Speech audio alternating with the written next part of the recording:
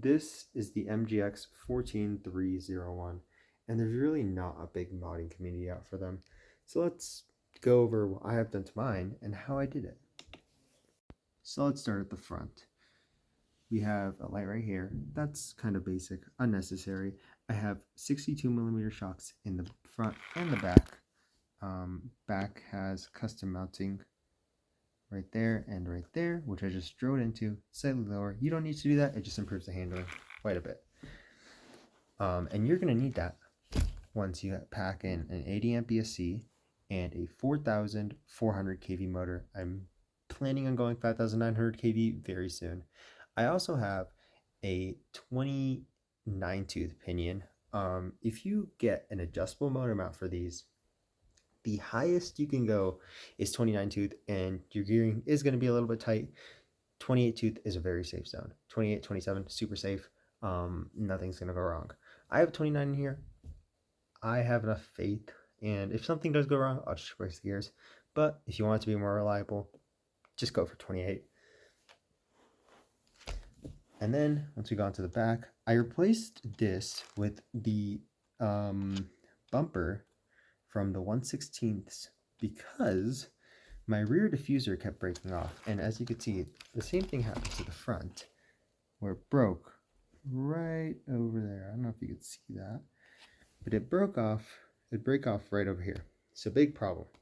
Now for the big elephant in the room, the arms.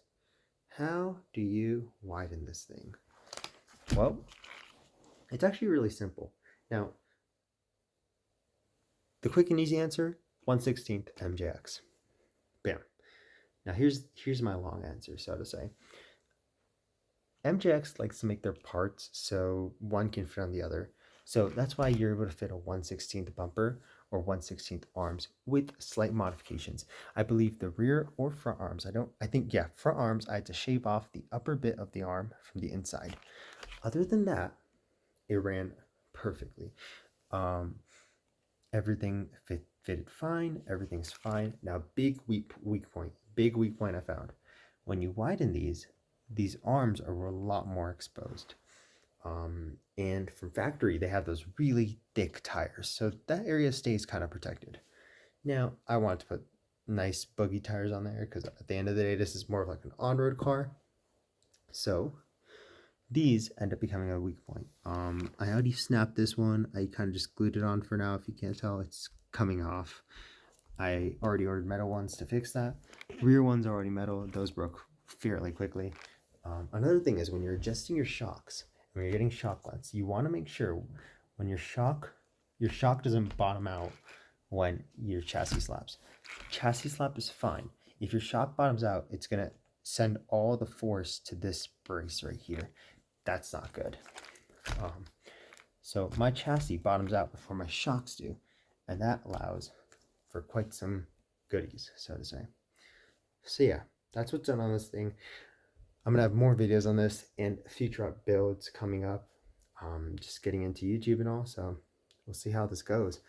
And I will have videos of this thing running because I do want to show you guys some speed tests. I don't have anything to test the speed just yet, but it will come soon. And if any of you guys want tutorials on anything, how to do things, I got you guys. If you have any questions, leave them in the comments, because whenever you up the speed on these, they like to flip over. And this, I'm telling you, it will take corners at a very fast speed. I can't say full throttle, but very close to full throttle on 2S, 100%. 3S, but it'll take a lot, and it won't flip over. It'll just start skidding. So it's not gonna flip over on the setup. It's super wide. It's amazing, and yeah, that is my MJX build.